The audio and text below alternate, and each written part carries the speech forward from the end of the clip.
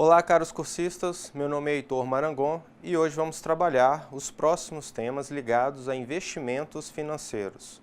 Vamos abordar um pouco sobre decisões de investimentos e algumas ferramentas que podem nos auxiliar na tomada de decisão entre as melhores opções de investimento, quando investir ou não. A dinâmica dos investimentos ela foi amplamente alterada pela globalização. O maior nível de automação, o rápido desenvolvimento de tecnologia dos produtos e processos, as grandes flutuações nas taxas de câmbio, nos preços das matérias-primas, os ciclos de vida dos produtos cada vez mais curtos, conduziram a mudanças na natureza dos projetos.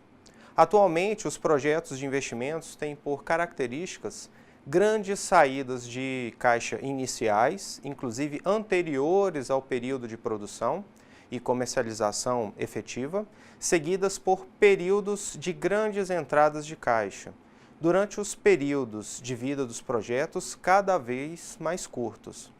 Neste contexto, a atenção deve ser redobrada para que decisões precipitadas não se transformem em transtornos financeiros à empresa.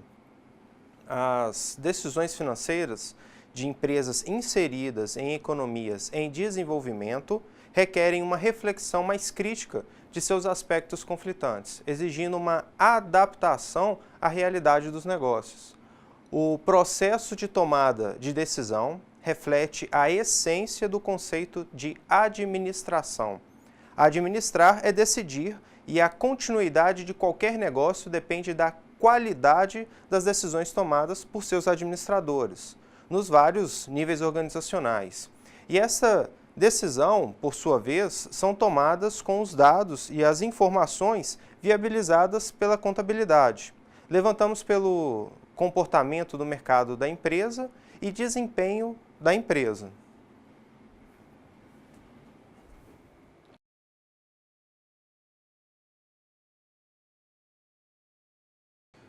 No entanto, esse processo decisorial, essencial ao sucesso de toda empresa, vem assumindo complexidade e risco cada vez maiores na economia brasileira.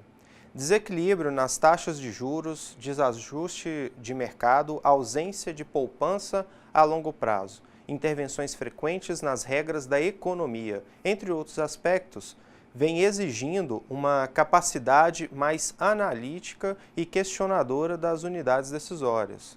Conceitos financeiros consagrados em outros ambientes costumam encontrar enormes dificuldades de adaptação em nossa realidade empresarial, demandando um conjunto de ajustes e reflexões nem sempre seguidos pelo próprio mercado.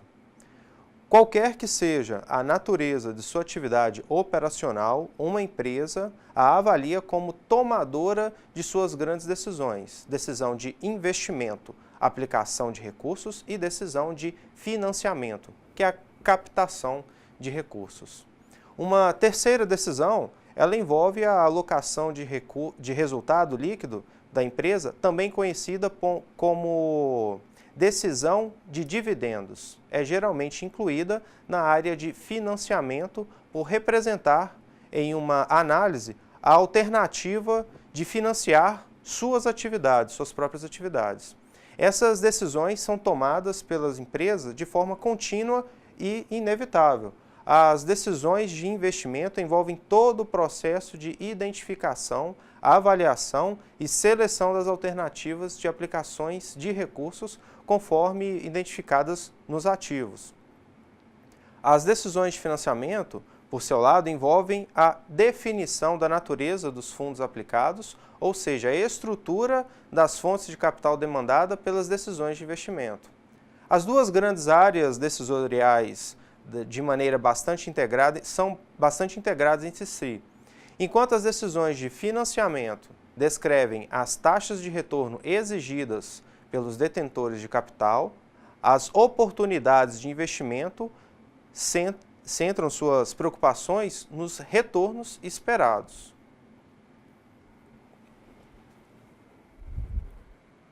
Estabelece-se que, em essência, um portfólio de oferta de fundos disponíveis para investimento e outro de alternativas de aplicação de valores, verificando-se uma relação inversa entre as taxas de retorno esperada e o custo de financiamento.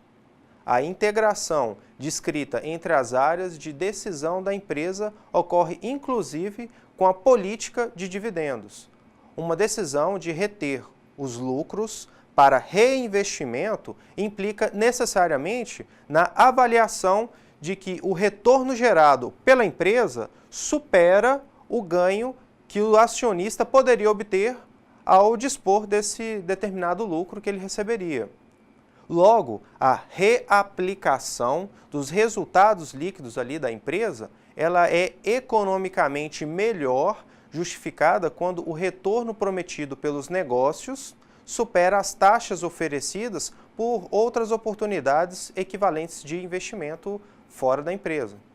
Neste interrelacionamento entre as decisões de investimento e dividendos, é interessante observar que as oportunidades de aplicações de fundos de investimentos, pessoa física, não coincidem com as alternativas de investimento disponíveis às empresas. Por outro lado, a inter-relação entre as decisões de financiamento e a de distribuição dos lucros se verificam pela opção da empresa em manter melhor volume de capital próprio, financiando os seus próprios investimentos. Em verdade, a decisão de dividendos é uma decisão de financiar mediante capital próprio e reter esses resultados, ou capital de terceiros e distribuir esses resultados. A decisão de investimento está presente nas empresas ao longo do seu ciclo de vida. E a SAF Neto, ele destaca algumas origens das propostas de investimentos, a saber,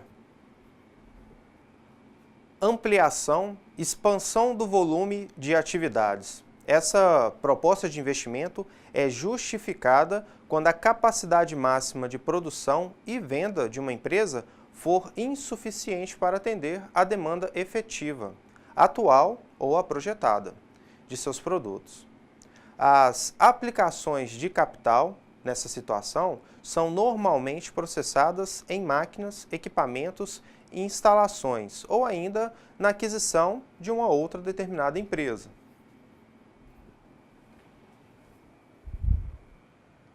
Reposição e modernização de ativos fixos. Essa modalidade de decisão de investimento costuma ocorrer em empresas que já tenham atingido um certo grau de crescimento e amadurecimento em suas atividades, demandando por isso a substituição de ativos fixos obsoletos ou desgastados pelo uso.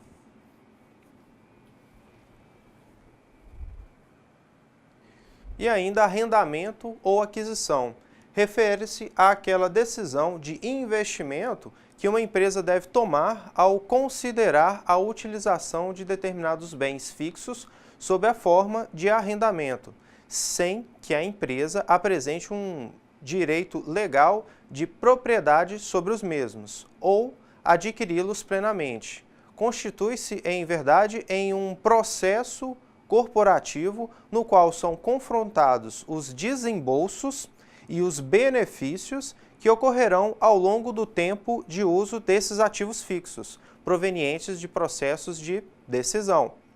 Outras origens nessa categoria podem ser incluídas todas as demais modalidades de propostas de investimento não enquadradas nas classificações anteriores, principalmente aquelas oriundas de serviços externos, de assessoria, pesquisa e desenvolvimento, publicidade, etc. Esses investimentos visam a geração de determinados benefícios futuros provenientes de maior eficiência e controle das operações da empresa, definição do planejamento estratégico mais adequado, incremento nas vendas e por aí vai.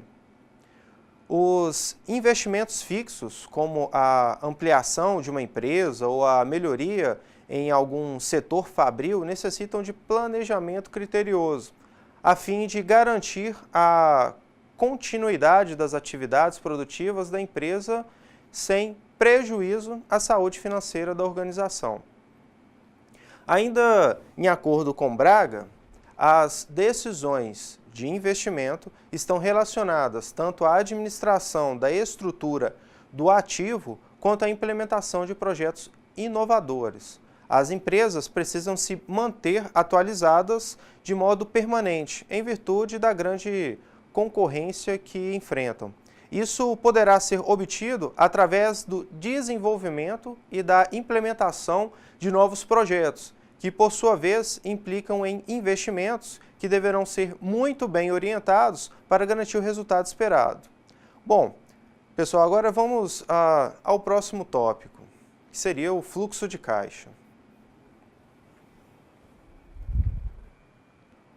Um dos aspectos mais importantes na avaliação de alternativas de investimento diz respeito ao fluxo operacional de caixa, isto é, são projetadas as entradas e saídas de caixa a fim de verificar se essa operação gera benefícios futuros. É importante lembrar que conhecimento dos benefícios futuros não é suficiente, mas também a sua distribuição ao longo do tempo. Perguntas essenciais para avaliação financeira deste tipo: quando os desembolsos para o investimento e as entradas, né, ou seja, os benefícios no caixa, quando isso ocorrerá no caixa, né? O fluxo de caixa é um dos principais conceitos em finanças, pois o valor de um ativo está na sua capacidade de gerar fluxos de caixa. Embora todo mundo tenha uma boa noção do que é um fluxo de caixa, acho importante explicar o conceito para que tenhamos uma compreensão uniforme do termo fluxo de caixa.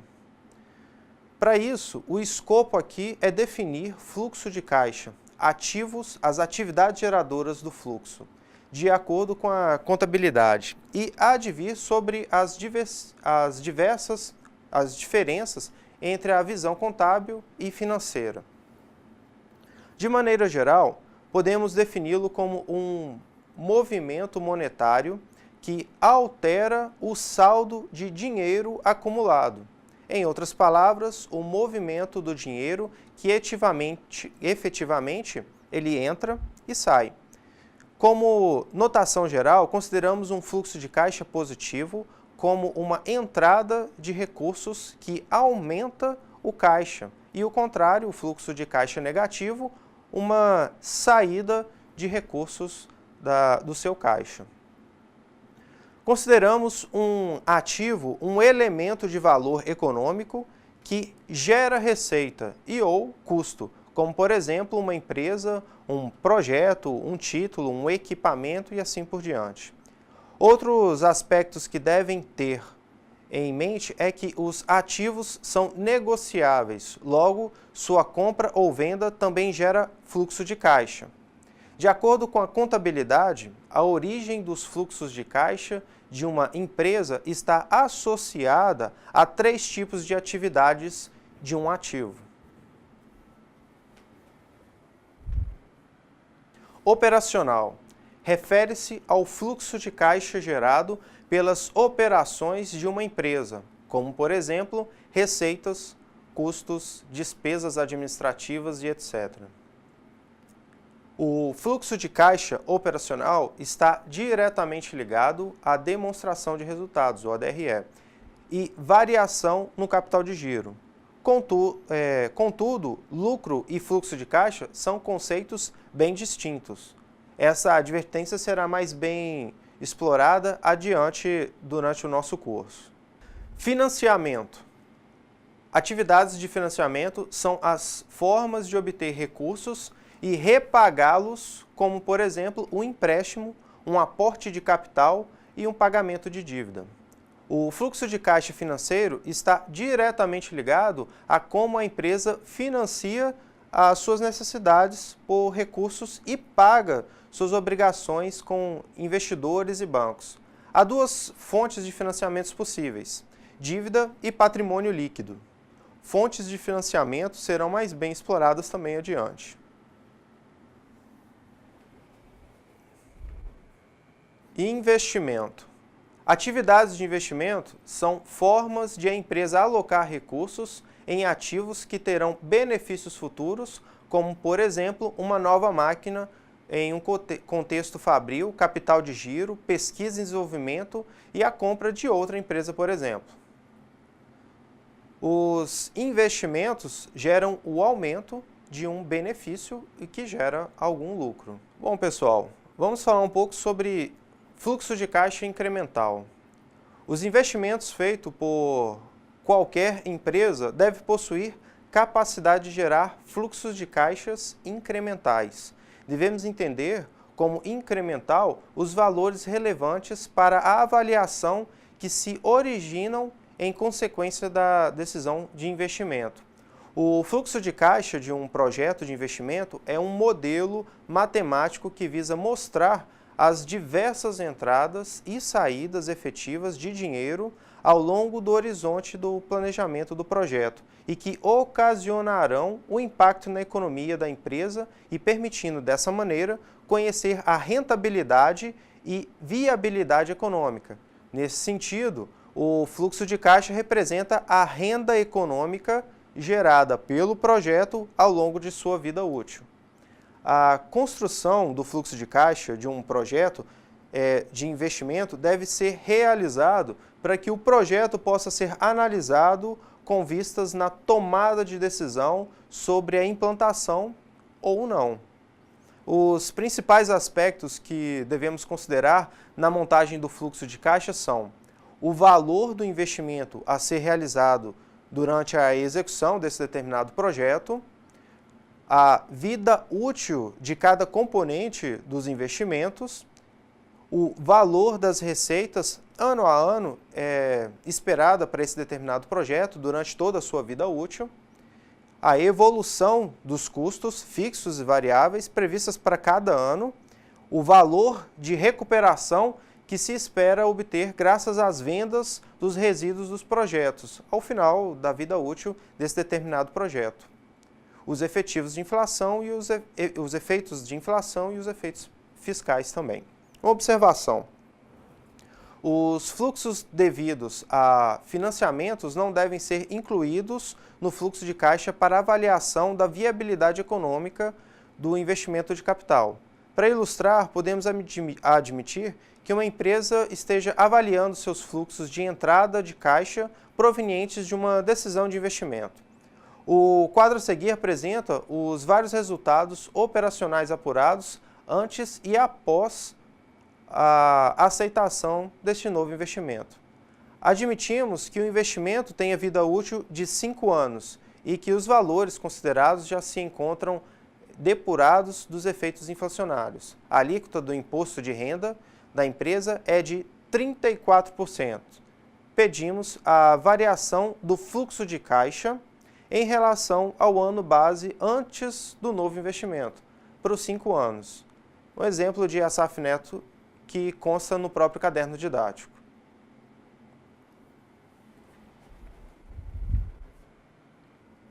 Para análise de investimento, os fluxos de caixas considerados são os operacionais, incrementais líquidos no imposto de renda para essa finalidade. Então, o quadro ele ilustra o cálculo dos fluxos de caixas incrementais obtidos com base nas diferenças encontradas entre os valores esperados em cada período, aqueles identificados antes da decisão do investimento. Né? Do incremento das receitas operacionais, diminuímos o incremento dos custos de despesas operacionais e o incremento da depreciação, obtendo assim o lucro operacional bruto.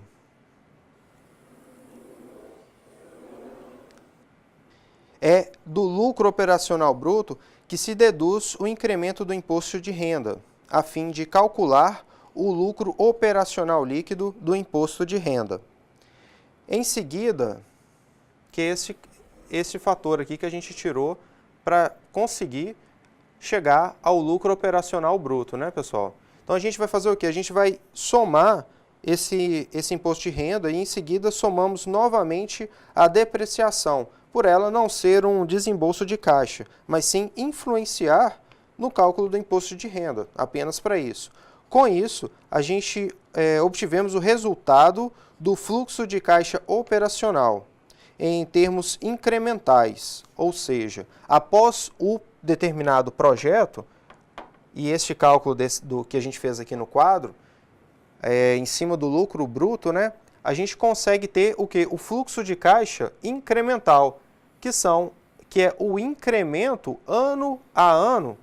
Esse é um exemplo lá do caderno didático, né, que há com o investimento inicial, com o investimento do meu projeto. Ou seja, após o investimento de um determinado valor, ano a ano, o que eu terei a mais no meu fluxo de caixa e o que eu não teria caso eu não tivesse investido. Então aqui a gente tem o fluxo de caixa incremental, que ele nos diz o que é relevante neste projeto, né? Afinal de contas, eu quero saber, para uma análise mais completa, exatamente quanto está me rendendo esse tipo de investimento, né?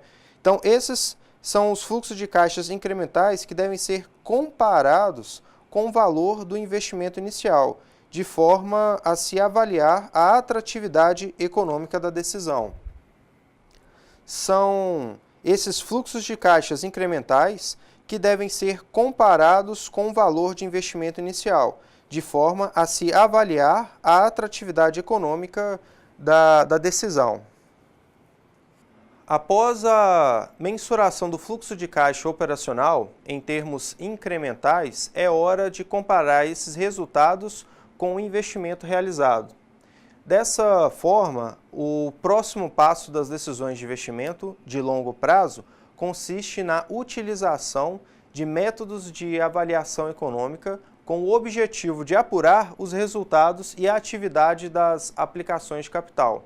As propostas de investimentos, para serem aceitas, devem oferecer um retorno mínimo definido pela empresa. A decisão de aceitar ou rejeitar um projeto consiste em selecionar propostas que atendem ao critério mínimo de retorno estabelecido pela empresa.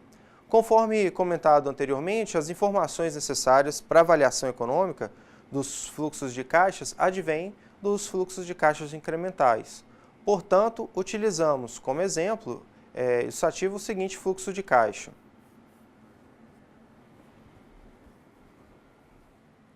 O valor do ano zero representa o desembolso previsto para o investimento e os valores dos anos 1, 2, 3, 4 e 5 representam o resultado do fluxo de caixa incremental. Com base nesse exemplo, apresentamos em seguida os métodos de payback, valor presente líquido, né, o VPL, e a taxa de interno de retorno. Vamos começar pelo payback.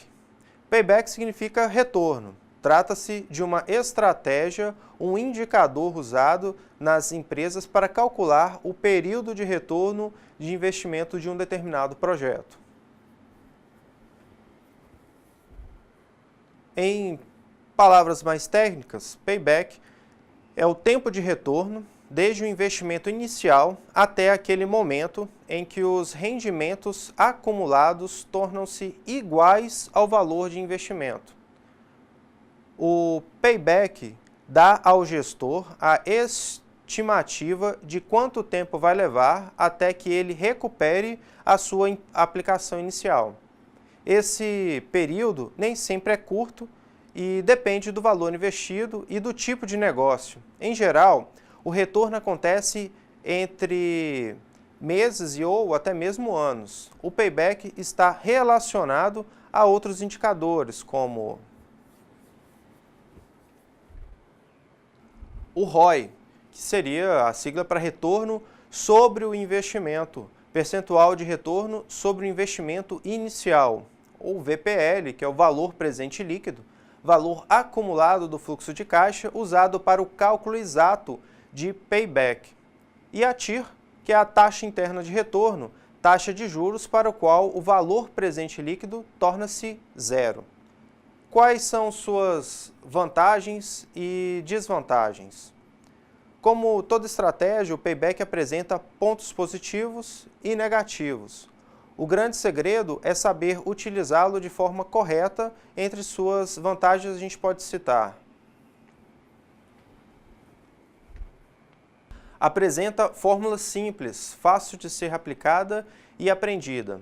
Ela oferece uma ideia do nível de liquidez do negócio e do nível de risco que ele envolve. Pode ser útil especialmente em dois casos: em projetos com grau de risco muito alto, com um projeto onde o grau de risco é muito alto, e em projetos cuja vida é limitada. Em época de crise financeira e instabilidade econômica, o recurso serve para aumentar a segurança nos negócios. Entre as desvantagens, a gente pode citar o indicador, ele valoriza de modo diferente os fluxos recebidos em períodos diversos.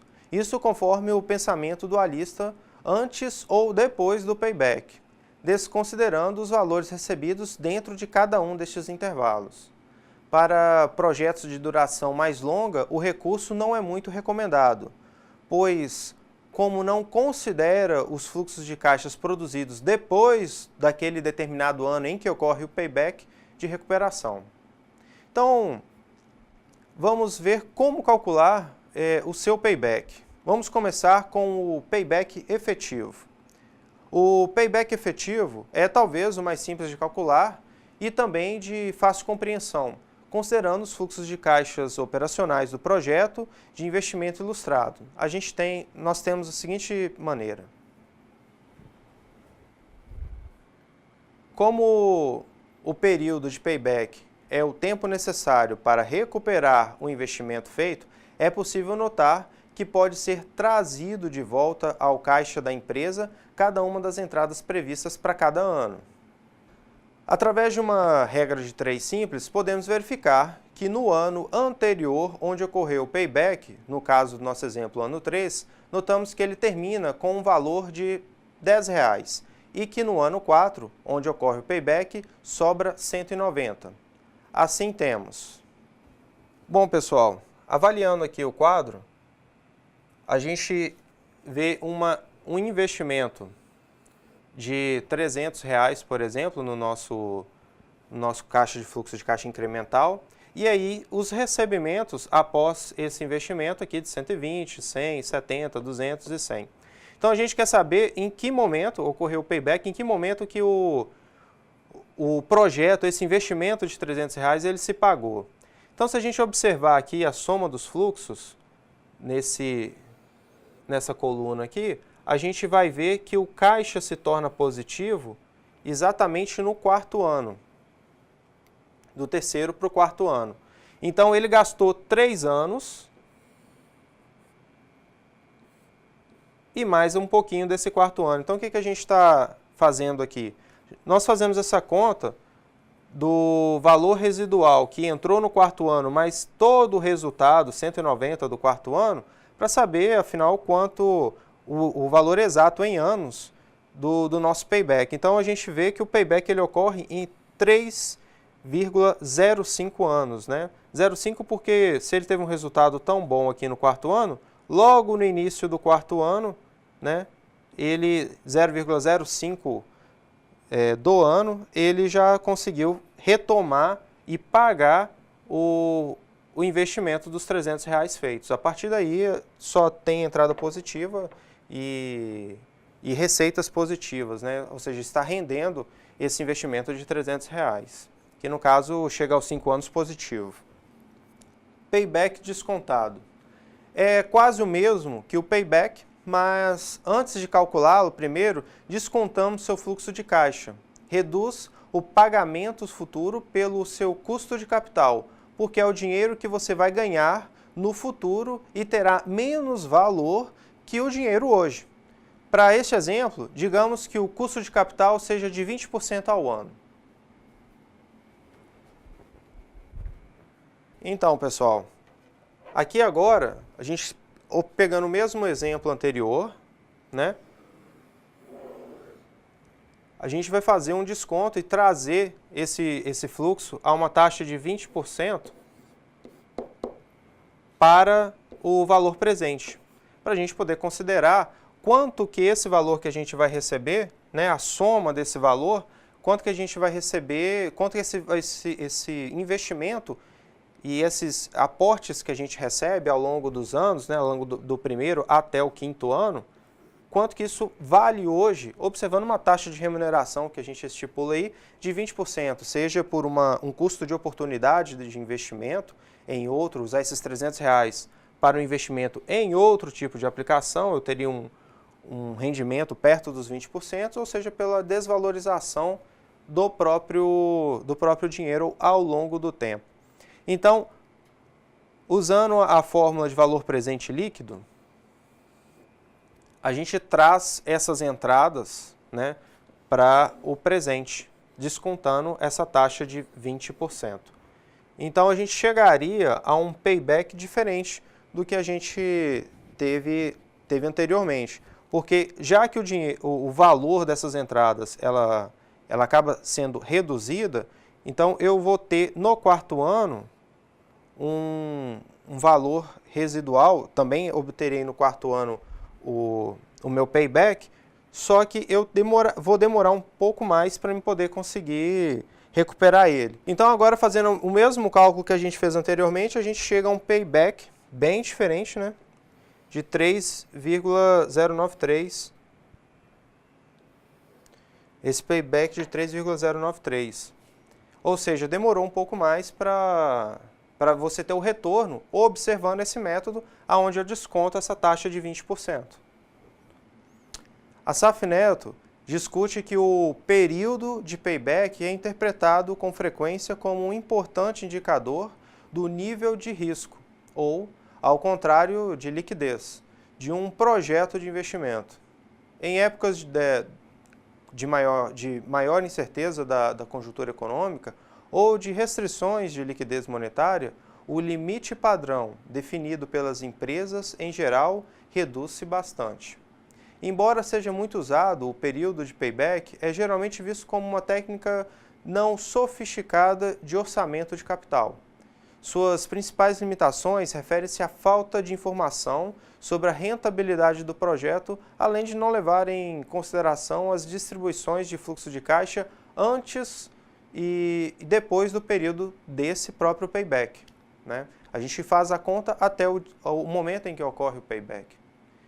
Entretanto, conforme São Vicente, o método pode ter alguma utilidade quando a empresa preocupa-se mais com a velocidade de retorno do investimento ou com a exigência de dispor de certos montantes em datas nas quais devam ser feitos alguns pagamentos importantes.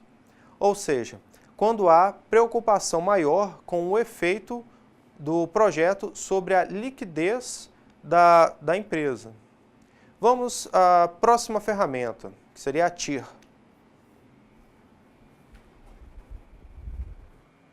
O que é? A taxa interna de retorno. Vem do inglês Internal Return Rate e é um formulário, uma fórmula matemática financeira utilizada para calcular a taxa de desconto que teria um determinado fluxo de caixa para igualar a zero o valor presente líquido. Em outras palavras, seria a taxa de retorno do investimento em questão. Quando usar a TIR, é um dos indicadores essenciais em análise de retorno do projeto ou valorização da empresa. Os termos mais famosos para o estudo do gênero são viabilidade econômica, com as variações, e econômica financeira ou técnica econômica.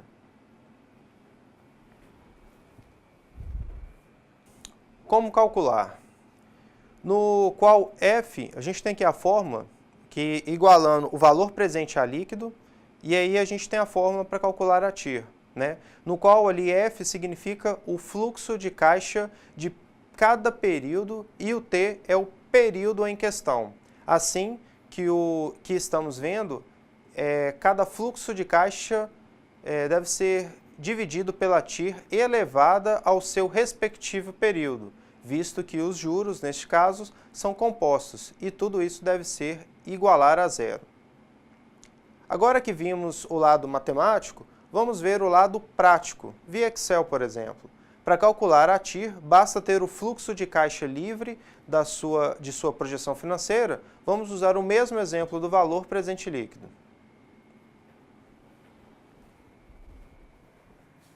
Neste caso, o projeto teve um investimento inicial de R$ 20 mil e depois gerou R$ 10 mil de lucro nos meses seguintes. Para calcular a TIR, neste caso, basta escolher a célula no qual você quer ver o resultado e optar pela fórmula TIR, no caso do Excel ou de outros programas de produtividade. E selecionar as células do fluxo de caixa desejado. Neste caso, teremos uma incrível TIR desse exemplo de 41,4%. Como interpretar? Esse resultado significa que o investimento em questão tem uma taxa de retorno, esse que foi apresentado, de 41,4%. Assim, você deve compará-lo à sua taxa de atratividade mínima do investimento, que seria o retorno mínimo esperado na empreitada. Isso normalmente é comparado com outros retornos financeiros, como investimentos em fundos, mas também pode ser visto em relação ao risco da operação, capacidade de se desfazer do negócio e também de outras oportunidades que vier a surgir. Por fim, por ser uma taxa percentual, permite que você compare o retorno dos mais diferentes tipos de investimentos dentro de um mesmo critério. Algumas armadilhas. A taxa interna de retorno é uma taxa que é mais indicada para fluxos de caixas mais simples. Por exemplo, primeiro período negativo e os futuros positivos. Além disso, em alguns casos pode existir conflitos entre o valor presente líquido e a taxa interna de retorno. Quando isso ocorrer, segure-se de seguir o valor presente líquido.